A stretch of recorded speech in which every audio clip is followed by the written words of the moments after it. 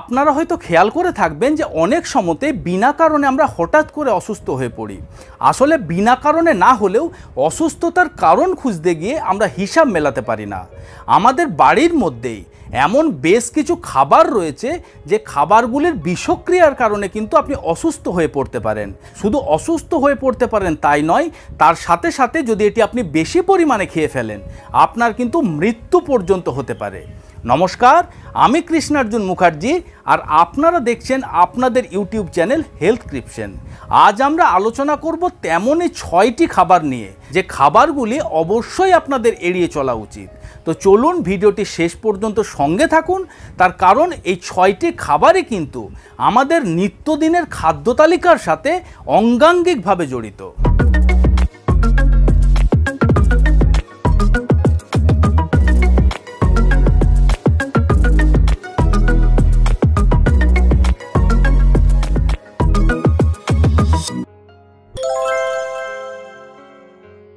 আমরা প্রথমে যে খাবারটির কথা বলবো সেটি হলো সবুজ আলু। দেখুন, আমরা যখন বাজারে আলু কিনতে যাই হয়তো আপনি খেয়াল করে থাকবেন সে আলুর মধ্যে বেশ কিছু সবুজ আলু দেখতে পাওয়া যায়। সেই সবুজ আলুগুলির মধ্যে কিছু থাকে আপনার সম্পূর্ণরূপে সবুজ, আর কিছু আলু দেখতে পাওয়া যায় যার আংশিক সবুজ এবং আংশিক থাকে স্বাভাবিক। এই আলুগুলি সবুজ রং হওয়ার কারণ হলো এই আলুগুলির মধ্যে দুই ধরনের অ্যাক্টিভ কম্পাউন্ড থাকে, একটি হলো ক্লোরোফিল আর একটি হলো সোলেনিন। দেখুন, ক্লোরোফিল কিন্তু অলমোস্ট হার্মলেস।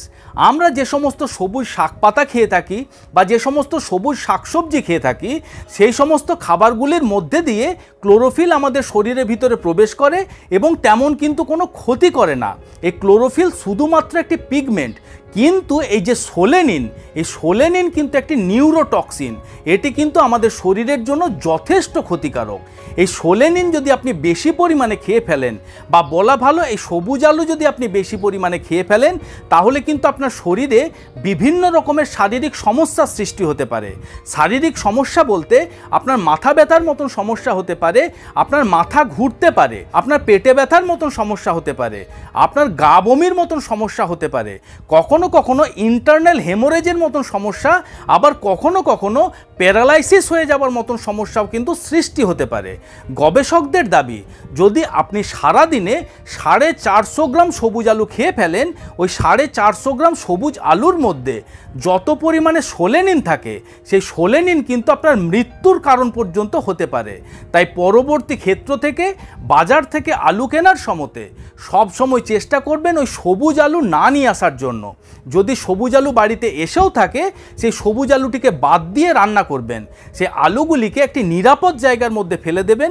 তার কারণ বাড়িতে যদি গরু বা ছাগলের মতো কোনো গৃহপালিত পশু থাকে তারাও যেন ওই সবুজ আলুটি না খায়। তার কারণ সবুজ আলুর মধ্যে যে অ্যাক্টিভ কম্পাউন্ড সোলেনিন রয়েছে সেটি কিন্তু মানুষের মতনই ওই সমস্ত পশুদের শরীরের জন্য যথেষ্ট ক্ষতিকারক। কথাই বলে an Apple a day keeps doctor away, অর্থাৎ আপনি যদি সারাদিনে একটা আপেল খেতে পারেন তাহলে আপনি চিকিৎসকের থেকে অনেক দূরে থাকতে পারেন। এই কথাটির অর্থ হলো আপেলের মধ্যে এমন বেশ কিছু পুষ্টিগুণ রয়েছে এবং এমন উপকারিতা রয়েছে, আপেল কিন্তু আপনার রোগ প্রতিরোধের ক্ষমতা বৃদ্ধি করতে সাহায্য করে এবং তার সাথে সাথে আপনার শারীরিক বিভিন্ন সমস্যার সমাধান করতে সক্ষম। কিন্তু আপনি জানেন কি যে এই পুষ্টিকর ফলটির মধ্যে বা এই উপকারী ফলটির মধ্যে যে বীজ থাকে সেই বীজটি কিন্তু যথেষ্ট ক্ষতিকারক এবং সেই বীজটি কিন্তু আমাদের শরীরে বিষক্রিয়া সৃষ্টি করতে পারে। আপনাদের জেনে রাখা ভালো, আপেলের বীজের শক্ত আবরণের ভেতরে এক ধরনের ক্ষতিকারক রাসায়নিক থাকে বা এক ধরনের বিষাক্ত রাসায়নিক থাকে যার নাম হলো সায়ানাইড। আর এই সায়ানাইড যে কতটা বিষাক্ত জিনিস সেটা কিন্তু বলার অপেক্ষা রাখে না। এখন স্বভাবতই আপনার মনে প্রশ্ন আসতে পারে যে এর আগে তো আমরা অনেক আপেল খেয়েছি, কখনো কেমন একটা আধটা আপেলের বীজও আমরা খেয়ে ফেলেছি, কই তেমন তো কোনো ক্ষতি হয়নি। গবেষকদের দাবি একটা আপেলের বীজের মধ্যে যত পরিমাণে সায়ানাইড থাকে সেই সায়ানাইড কিন্তু আমাদের শরীর অনায়াসে ফ্লাশ আউট করে আমাদের শরীরের বাইরে বের করে দিতে পারে। একটা মানুষের যদি আপেলের বীজ খেয়ে মৃত্যুবরণ করতে হয় তাহলে তাকে 83 থেকে 143টা আপেলের বীজ খেতে হবে, যেটা মোটেই সম্ভব নয়। তার কারণ 83 থেকে 143টা আপেলের বীজ খাওয়ার জন্য সেই মানুষটিকে বীজ সহ 10 থেকে 12টা আপেল খেতে হবে, যেটি একদমই অসম্ভব। কিন্তু পয়জন ইজ অলওয়েজ পয়জন, অর্থাৎ বিষাক্ত জিনিস সবসময়তে বিষাক্ত জিনিসই হয়। সেটি আপনি কম পরিমাণেই খান বা বেশি পরিমাণেই খান, সেটি কিন্তু আপনার শরীরে ক্ষতি সাধনই করবে। তাই পরবর্তী ক্ষেত্র থেকে আপেল খাওয়ার সময়তে সবসময়তেই চেষ্টা করবেন আপেল কেটে নিয়ে আপেলের বীজটি বাদ দিয়ে খাওয়ার জন্য। আরও একটা কথা বলে রাখি, আপনারা যদি বাজার থেকে আপেলের জুস কিনে খেয়ে থাকেন, তাহলে সেই আপেলের জুসের মধ্যে বাজারের যে সমস্ত দোকানদাররা থাকে তারা কিন্তু কখনোই আপেলের বীজটি বাদ দিয়ে জুস বানায় না। স্বভাবতই সে আপেলের জুসের মধ্যে আপেলের বীজের সায়ানাইড মিশে থাকে। তাই পরবর্তী ক্ষেত্র থেকে আপেলের জুস বাজার থেকে কিনে কখনোই খাবেন না, সবসময়তে আপেলের জুস বাড়িতে বানিয়ে নিয়ে খাওয়ার চেষ্টা করবেন।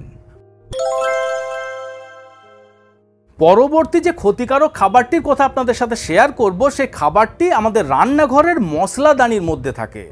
সেই খাবারটি হলো আপনার জায়ফল বা নাটমেগ। এই জায়ফল বা নাটমেগ যদি বেশি পরিমাণে খেয়ে ফেলেন, তাহলে কিন্তু আপনার শরীরে বিভিন্ন রকমের সমস্যার সৃষ্টি করতে পারে। এই নাটমেগ বা জায়ফলের মধ্যে এক ধরনের টক্সিক কম্পাউন্ড রয়েছে, যার নাম হলো মাইরেস্টিসিন।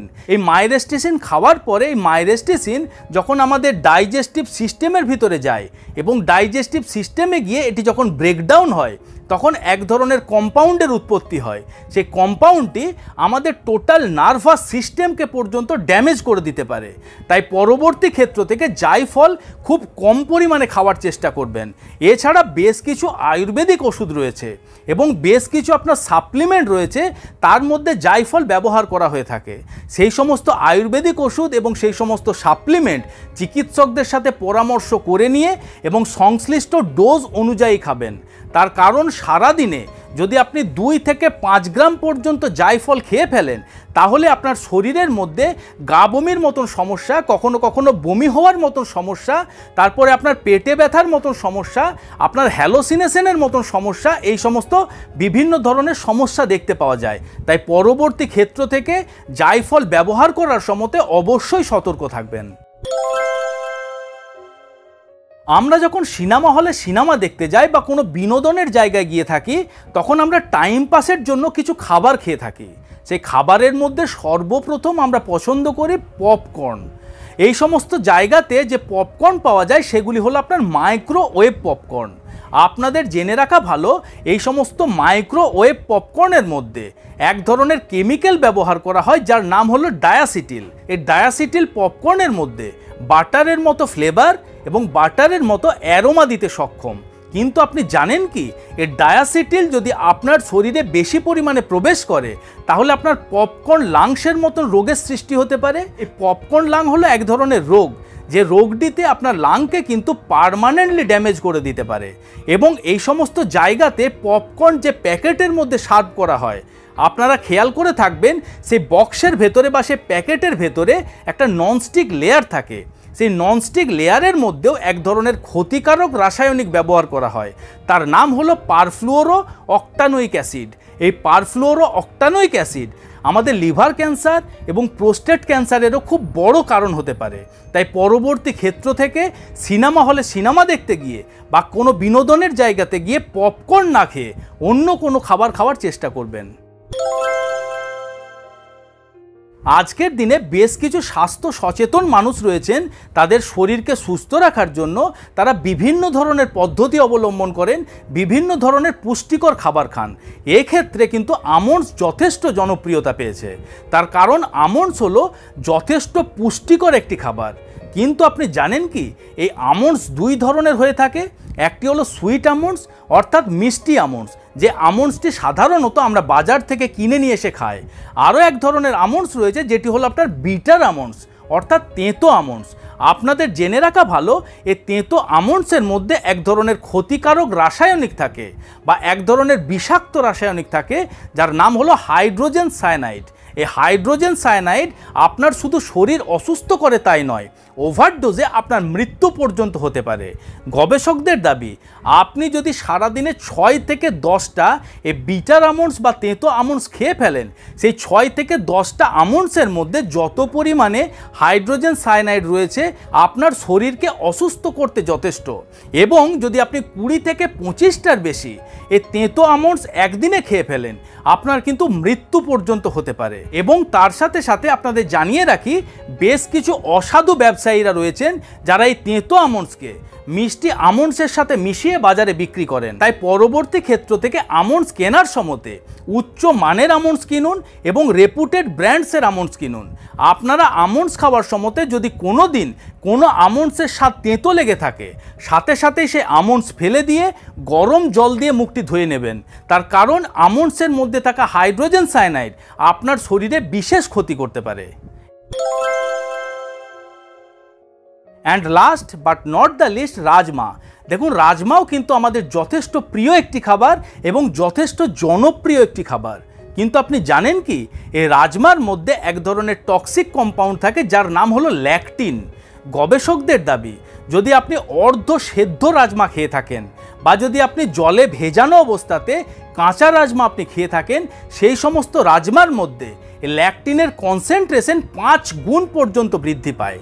এই অবস্থাতে যদি আপনি 6 থেকে 7টি রাজমার দানা খেয়ে ফেলেন, ওই 6 থেকে 7টি রাজমার দানা কিন্তু আপনার শরীরকে অসুস্থ করতে সক্ষম। যদি আপনি তার থেকে বেশি পরিমাণে খেয়ে ফেলেন, আপনি কিন্তু আরও ভয়ানকভাবে অসুস্থ হয়ে পড়তে পারেন। তাই পরবর্তী ক্ষেত্র থেকে আপনি রাজমা বানানোর সময়তে প্রথমে ভালো করে জল দিয়ে ধুয়ে নেবেন, তারপরে ওই রাজমাকে কিছু সময় জলের মধ্যে ভিজিয়ে রাখবেন, তারপরে ওই জলটিকে পরিবর্তন করে দিয়ে অন্য জল দিয়ে উচ্চ তাপমাত্রাতে রাজমাকে ভালো করে সেদ্ধ করে নিয়ে তারপরেই আপনি রাজমা খাবেন। তার কারণ রাজমাকে যখন উচ্চ তাপমাত্রাতে রান্না করা হয় এবং রাজমা যখন সুসেদ্ধ হয়ে যায়, তখন রাজমার মধ্যে থাকা যে আপনার অ্যাক্টিভ কম্পাউন্ড বা যে আপনার টক্সিক কম্পাউন্ড ল্যাকটিন রয়েছে, সেই ল্যাকটিন কিন্তু সম্পূর্ণরূপে বিনষ্ট হয়ে যায় এবং সেটি আপনার খাবারের জন্য নিরাপদ হয়ে যায়। আশা করি ভিডিওটি আপনাদের ভালো লেগেছে। যদি ভালো লেগে থাকে তাহলে অবশ্যই ভিডিওটিকে লাইক, কমেন্ট, শেয়ার এবং সাবস্ক্রাইব করবেন। আর যদি বন্ধুরা আপনারা ফেসবুকের পেজ থেকে দেখছেন, তাহলে অবশ্যই পেজটিকে ফলো করে রাখুন, পেজটিকে লাইক করে রাখুন, যাতে পরবর্তী ক্ষেত্রে এরকম স্বাস্থ্য সম্বন্ধীয় ভিডিও আপলোড করার সাথে সাথেই আপনাদের কাছে সর্বপ্রথম নোটিফিকেশন চলে যায়। খুব শীঘ্রই দেখা হচ্ছে বন্ধুরা নতুন কোনো একটি ভিডিওর সাথে। ততক্ষণ খুব ভালো থাকবেন। ধন্যবাদ।